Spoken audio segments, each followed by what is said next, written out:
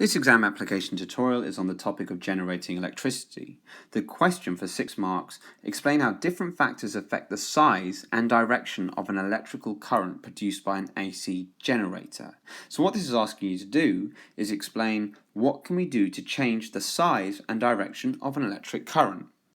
Really popular question, sometimes as a 6 marker, sometimes as an application question, so it's really worth learning this. So to increase the size of an alternating current, we can do the following things.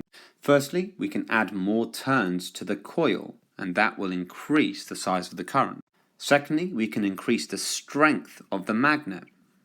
Next, we can move the magnet or coil faster, so one which is moving faster will increase the size of the current. We can also increase the area of each turn in the coil, which basically means the magnetic field is interacting with more wire and affecting more electrons, so they flow through it, bigger current.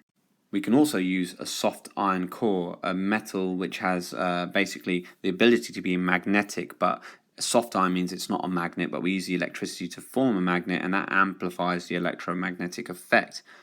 In short, using a soft iron core increases current, and that's all you have to worry about.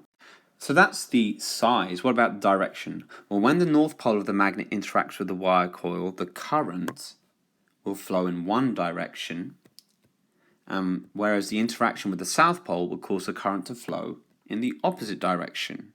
And you can see that here, as I move the magnet back and forth, the current is going in two directions, negative to positive, or I can rotate it north pole, south pole, and we can see the same effect.